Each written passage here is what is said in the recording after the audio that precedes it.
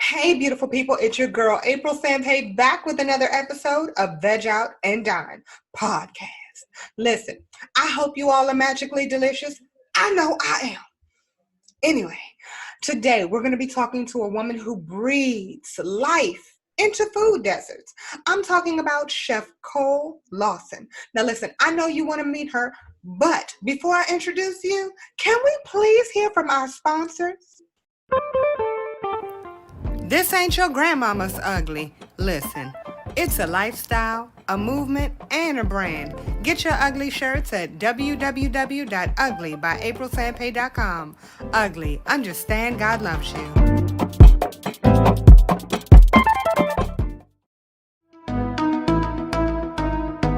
Time to turn it up. Time to turn it up. Time to turn it up. We are live right here on the Go With Radio Show, right here on Go Radio Live, WinDC Radio, all wrapped up in Go With Media. What's good? This Crank Lucas, the rap producer, and you locked into WinDC Radio, the #1 platform for independent artists and entrepreneurs. Live and direct from the shops at Iverson, it's just Paul representing. Shout out to my man Nico. You right here on WinDC. Visit www.uglybyaprilsampé for your ugly attire.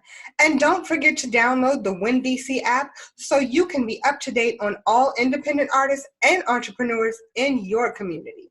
Now come on, let's go meet ChefCole.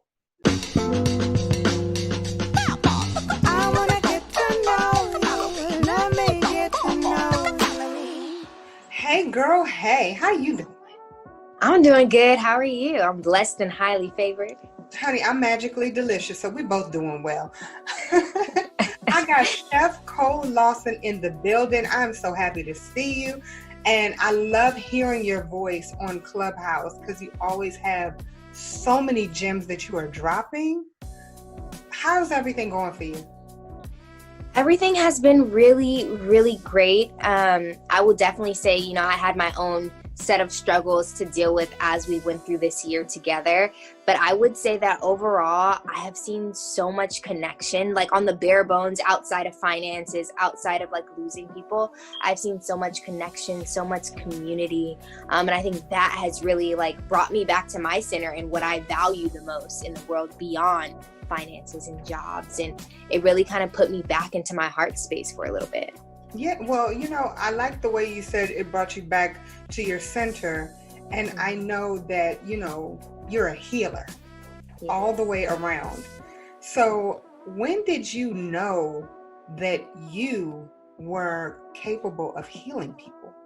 I don't really think I ever really knew, to be honest. Like now that I'm going back through my head, I don't think I ever really knew I was a healer. I think I always knew I loved to talk to people. I always knew I had a lot to give.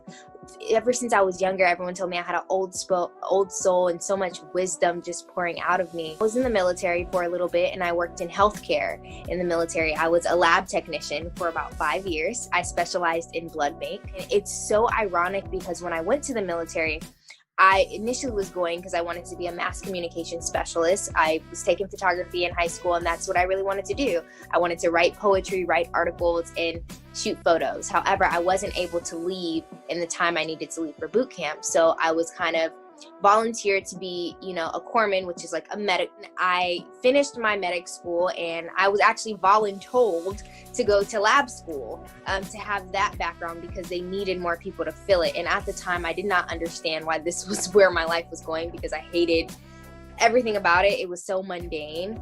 But when I really started to get into it and then I started to look at my life and what else was panning out, I started to realize why source or whoever placed me in this situation. I had gained a really bad drinking problem. I wasn't taking my health very seriously. And I just went through a very series of just tumultuous events, which ultimately led me to getting out of the military and set me on this really serious journey of healing.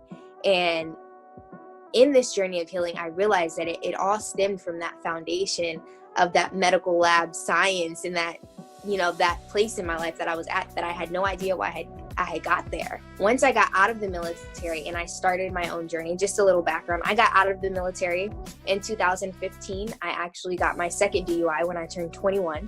I ran into another person head on and it was that I always tell people that was my awakening. I ran into someone who happened to flee the scene and left. And so when the cops arrived, I was the only person there. My car was totaled and I left the scene without a scratch. In that moment, I know some people say that it sounds weird to say it like this, but in that moment, I had grew up my whole life not feeling like wanted or needed, or, you know, having suicidal ideations and attempting that and things. And in that moment, for whatever reason, I really woke up to the fact that you're here, girl, and you ain't going nowhere, whether you like it or not. You have a mission, you have a purpose. And so my entire mind went from trying to escape this reality to trying to figure out why the hell I'm here. And on that journey is when I found, you know, plant medicine and all these wonderful things that brought me back to myself. And it kind of just felt like home. It felt like innate nature. And I just ran with that, and I keep running with that. So I don't think there was like ever a moment where I like knew I was a healer. But I think that once I was introduced to plant medicine, I definitely felt like I had been called back home. Even in the bigness of that, I also realized that like my healing is what segues other people's healing. You know, it's not even the fact that I'm a healer per se. I think I'm an example of being healed or of actively healing. And that inspires people to also want to actively heal. Because, you know, what I've learned in my journey is that I can't heal anybody. I can only really heal myself, you know, and it's up to you to really do the work. However, I can be a pillar and an example, and that can trickle down that effect of healing. And I do hold that near and dear. So that's why I said the biggest way I feel like I'm healing people is by showing up for my own healing every day.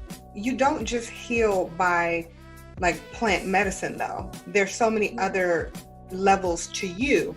So I read that you practice yoga. I read that you practice herbal medicine. You also are a chef. Yeah. There's so many levels to breath work. So out of all of those levels, which one do you feel is your most utilized? It's hard to say.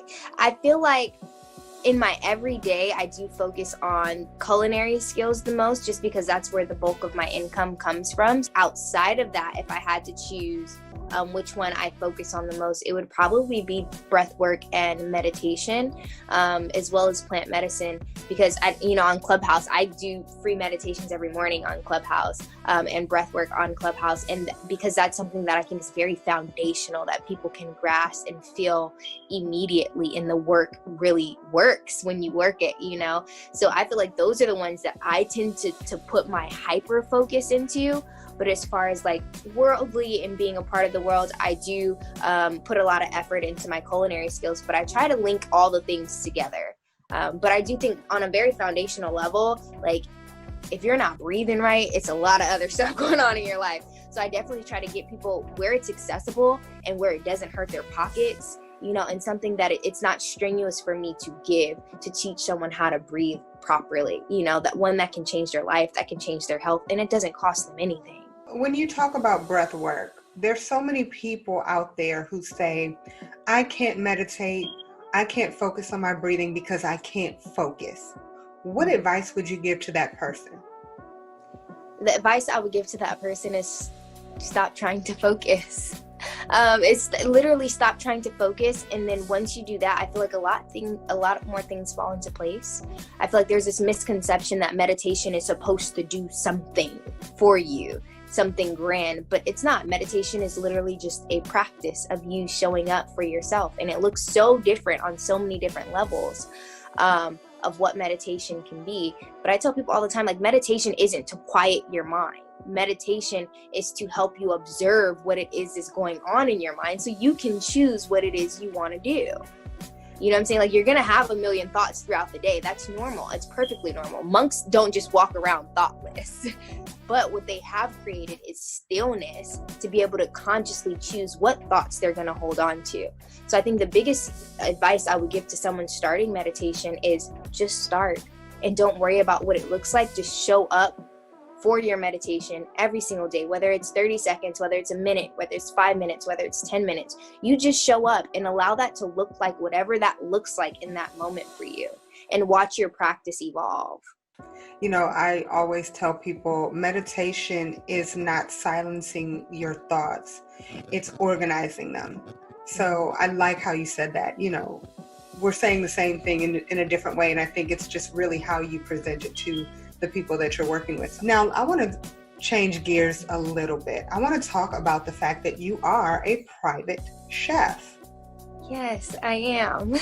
When did this start? What made it start? So I became a private chef about 2 years ago. I started cooking seriously when I went vegan, which was about 6.5, almost 7 years ago now, which, there wasn't as much accessibility about the information, about nutrients, about how to be vegan, how to make stuff taste good. And I was in and out of relationships, and I happened to move to some places that it was really inaccessible. So I had to learn how to cook things. And once I started cooking things and I started pairing that with plant medicine, I was like, oh, wow, I could really do this.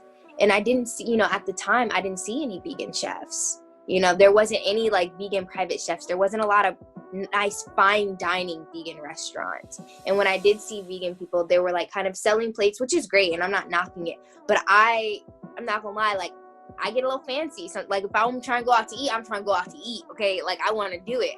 And I never seen any places that were vegan that offered upscale dining that was actually nutritious. And so that's where my focus became. And I was like, you know what? I want to learn technique. I want to learn how to make it look pretty. I want to take, all my knowledge of the esoterics and put that on a plate. I want to put the universe on a plate and show people that, and then it became exciting for me.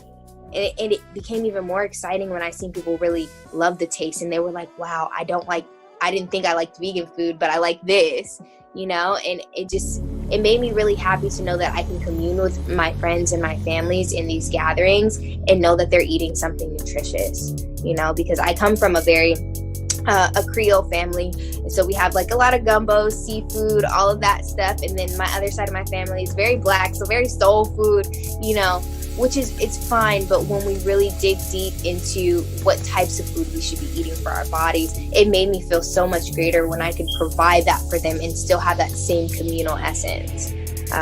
So yeah, the private chefing started for me about 2 years ago.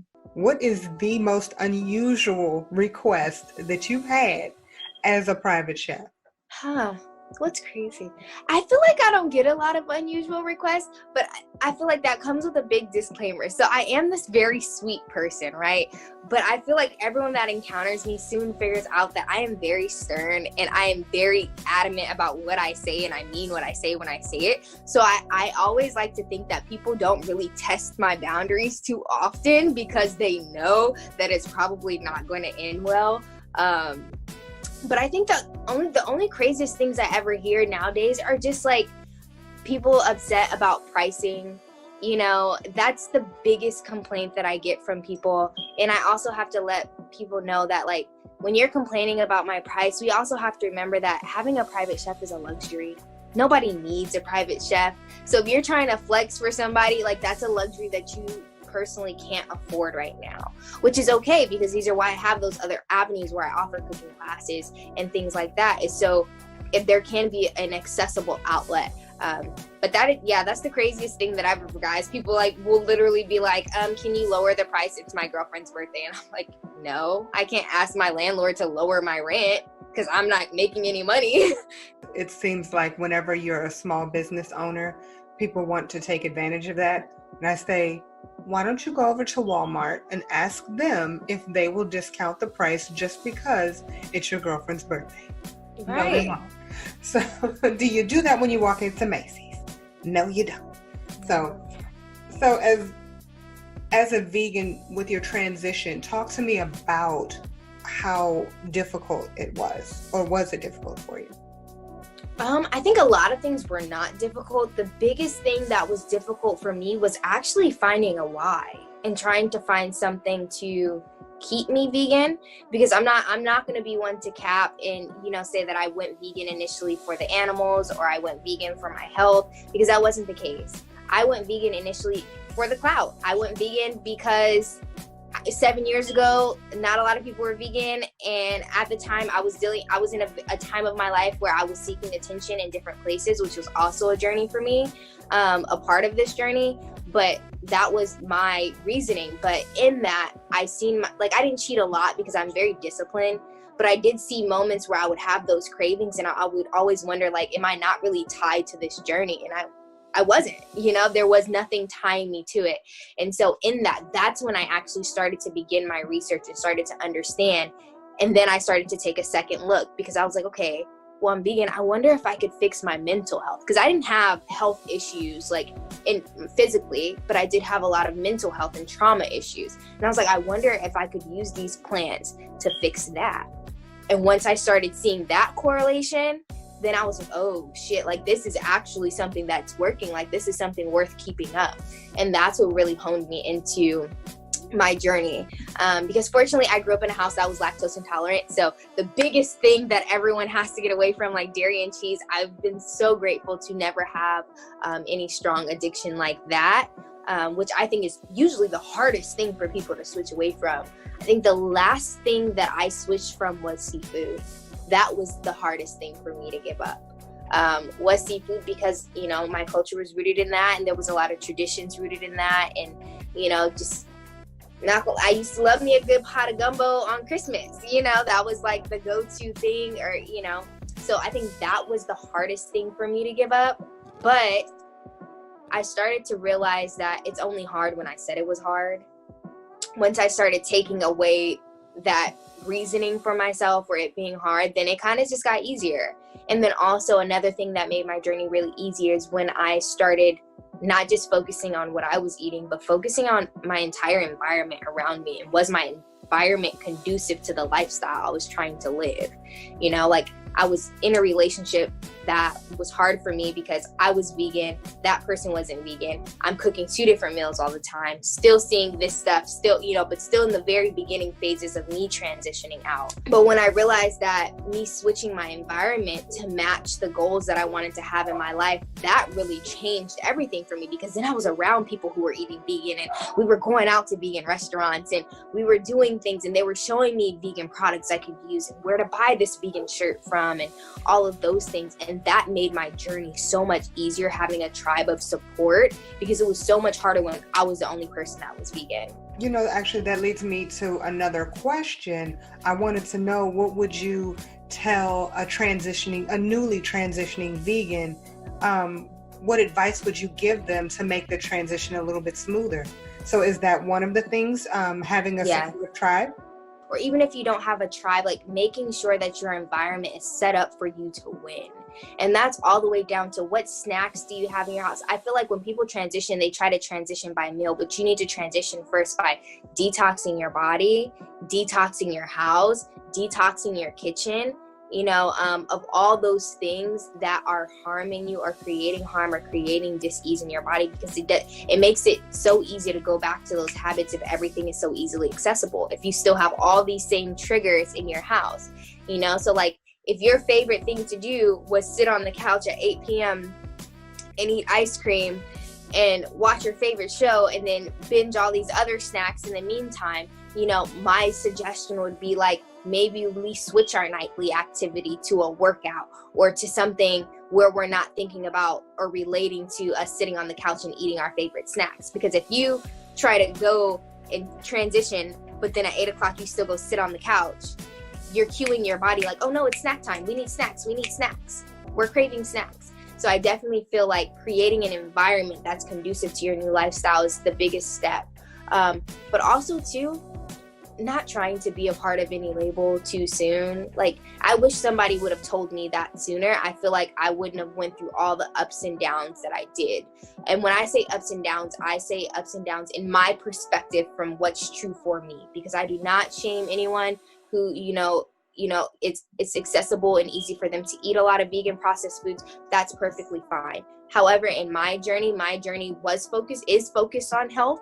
And that's, where I lie in my morals. So I kind of want to make that clear, because it's nothing wrong with that. I just think that, our morals are in different places, which is okay. But yeah, I would definitely say being able to not put yourself in a box too soon and really allow your own journey to unfold, and being able to ask questions and be curious about your own journey.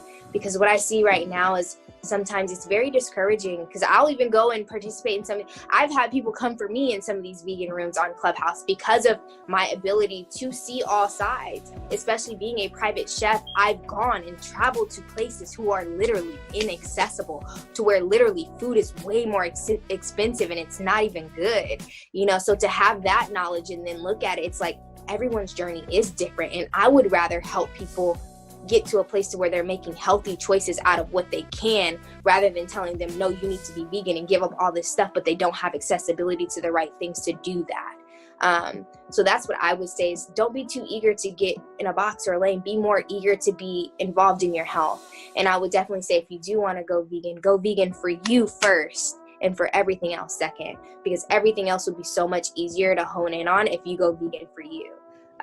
And I wanted to make a point to say that to somebody might come for me, but I'm gonna say it because, you know, I hear a lot of people that'll be like, I'm going vegan for the animals and things like that. And we ingest a lot of these processed foods, but then we'll still use plastic to ingest the processed foods when the plastic is also harming the animals. You know, so I tell people, if you go vegan for yourself first, then inherently everything else after that is getting that good trickle down effect, because then you're focused on your health. So then you're gonna start thinking, why do I use so much plastic? Why do I have all these things that aren't sustainable? Because you're thinking about yourself and you're thinking about your life. But when we're thinking about other entities, our focus really isn't on us. So at the end of the day, we're still being harmed, you know? So it's great to save the animals, but saving the animals at the expense of your own life still, what is that doing? This really is your life, and you have to do it for yourself first. If you don't do it for yourself first, what's the point? So I love that. Yes. Love you first. So I wanted to ask you, if you had an opportunity to put an end to food deserts, how would you do it? That is actually a big part of my mission. A big part of my mission is to help end food deserts and create more accessibility. But I would like to do that through community and through tribe. So I would like to not just educate about food deserts, but I would like to implement putting actual community gardens in each community, that every community is responsible for upkeeping, so that way they can trade food between each other. And I do understand that some areas that's not accessible or feasible. So my second idea, look, I got plan B. My plan B is that I would like to teach families individually in the community. So then we have Susan is in charge of growing tomatoes. Jordan is in charge of growing cucumbers during the season. And we all swap with each other through the community to, one, create more accessibility, two, lower food costs around everywhere, and three, just have better nutrition and be a part of community and tribe and help each other understand how we can stay in our strengths and still lift everybody up. So that is something that I'm currently actively working on all the time, is trying to figure out ways to get community gardens into places, to trying to figure out ways how to get farming and agriculture as part of the child's curriculum from a very young age, and implementing those. So that, you know, that's my mission, and I hope to connect more with you and connect more with other people, you know, because I tell everybody every time I'm on Clubhouse, you know, somebody who got some land, who's trying to give me some land, who's trying to buy some land for me, let me know. So have you started doing that on your own? Have you ever created your own garden? Yes, I do have my own garden. I also have a couple friends out here who live in Compton, California. They have a garden, and we have like multiple plots there. They're farmers, so I work with them all the time. They do what we call spiritual gardening, and they do hold children's classes there on how to grow foods and also making it more accessible for the people in the communities. So they do have like monthly produce baskets that they give out to people in the community and things like that. That is awesome, and I wish we had this across the United States, across the globe. So definitely, yes, we will be. I'm telling you, it literally, like, I can't even tell you how many days I've been in tears. Like, it breaks my heart to know that food grows out of this earth and there are people that are hungry.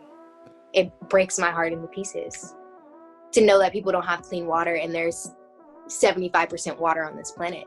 If people wanted to actually do what you're doing, how would they go about it?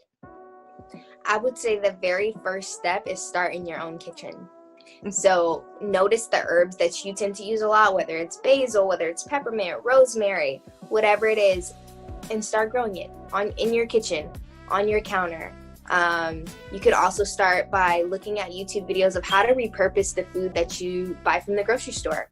So I tell people, like, they're green onions. If you cut the bottoms off of them and put the roots in water, they will keep growing. You don't have to buy green onions anymore. Avocados, you take the pitted seed and put 2 toothpicks in it, submerge it in water halfway, and it'll completely start growing. The roots will start growing out of the bottom, and then the tree will grow from the top. In about 1.5 years, you can plant that in some soil. So I would say something very actionable for everyone is start growing something. Even if it's one herb plant in your kitchen, that'll give you the satisfaction of knowing that you can do it, and it can be so accessible right there for you. And it's not very hard. And you can implement that in your food. I'm telling you, you'll fall in love and start gifting plants to people. But I think that's a good way just for people to start seeing how it affects them in their own life before they go out and try and do something in the world. And I try and tell people that all the time. Focus on your life and your world, and then you'll actually know how you can help out in the real world, right? Because you might get an herb and start to grow it and realize, not so good at growing it, but I could really chef it up though. And then that can be your leeway in your segue into what it is that your place and your purpose can be in this cultural shift. But I definitely say start at home and start with your own sustainability and your own preservation. Yes. So if people wanted to follow you, like on social media, how would we do it? All right. So on Clubhouse, because that's my new favorite app right now. So I'm going to shout that one out first because y'all can hear me talk all day on Clubhouse. On Clubhouse, you can follow me at ChefCole, COLE, just ChefCole on Clubhouse. And then on Instagram, you can find me at I am Cole Lawson, which is I as in EYE, AM, and then Cole Lawson. And then from those 2 pages, you can pretty much be linked to me anywhere on the internet. Like, those are the 2 places I would send you first because they have all my links to everywhere else. So yeah, I would definitely say majority tap in with me on Clubhouse if you want to hear me in real time. But if you want to keep up with like projects that I'm doing and stuff like that, I would definitely say tap in on my Instagram because it's linked to my food page and my website and everything like that. Awesome. Now, what other message would you like to leave to my viewers? The other message I would like to leave to your viewers: be present, be here now. Wherever that now is, whatever that now looks like, whether it's comfortable or uncomfortable, be in the present moment. Because anywhere outside of there is not reality. It's literally something that you are making up in your mind, that you're creating in your mind. And whether this be about your relationships, your family, your health journey, you becoming vegan, be present in this moment so that way you can be present for the choice that you need to make for the next moment. Because if you're outside of the moment, then you can't make a choice that's going to really serve you right now. So I think that is the biggest message I would give is, by all means, however much you can, whatever way you can, be present. Be present. So people are going to be able to also buy something from you pretty soon. What is it? Yes, absolutely. So I have been working so diligently on a 12-day intracellular detox. So the detox is my baby. It is me giving away the most valuable information I can possibly give away. The detox can be done every 3 days. Not every 3 days, every 3 months, the detox can be done. I'm like, it's a 12-day detox, girl. How are they gonna do it every 3 days? But yeah, so the detox can be done every 3 months. But what it does is it really gives you a chance to not just clean out your body, but to clean out your mind. So I'm giving you guided meditations. I'm giving you yoga. I'm giving you HIIT workouts. I'm giving you journal prompts. And I'm giving you the complete meal plan to go along with the detox. So I do want to be clear that it is not a fast. It does include some fasting. However, it is a detox, so there will still be periods of eating and things like that. So it's not something that's too crazy, but it does require discipline. But it's amazing. You know, I'm super proud of it. I'm super proud of the work that I put into it. I think that it will really help people get rid of a lot of waste. And when I say waste, I'm talking about waste from your gut, waste from your mind, waste from your body, all types of toxicity that's really just built up. So I'm extremely excited about that. So if you guys are watching this, make sure you tap in on my page so that way you can get your detox and let me know how it went for you. But you also have a book that you're working on too. Yes. And that is to accompany the detox, because the biggest issue that I see is people will detox and then not really know what to do after.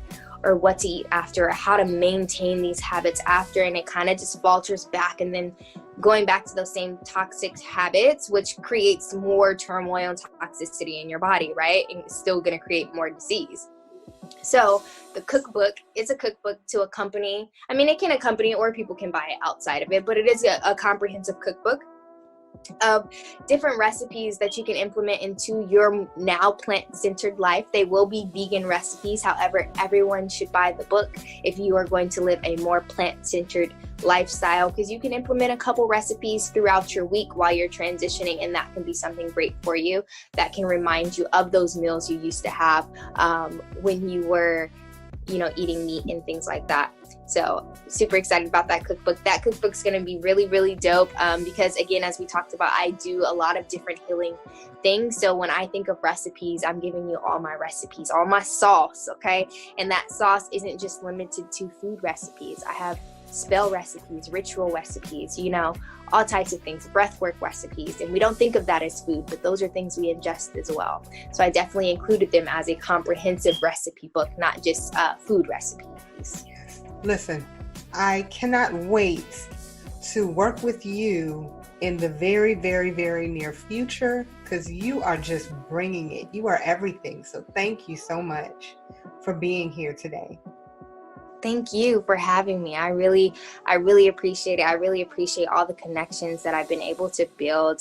And this one especially, I feel like from the first time we talked, it was just so genuine and so pure and so much light. And I really appreciate being able to connect with like-minded people who are also doing the work actively, you know, especially in a world where we live in so much cap and we live in so much like microwave fantasy, like you want it right now. You don't get to see a lot of people who are not just doing the work, but who have been doing the work and continuously strive and evolve and fight. So it's really refreshing.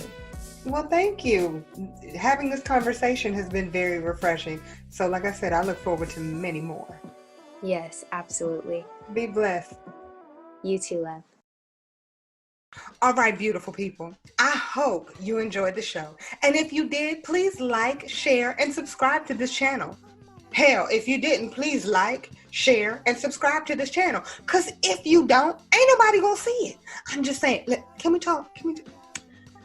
If you don't do those things, right, they don't send it out to everybody. So I need everybody to like it so everybody gets to see it. You feel me? Just do me a solid. Just do me a solid.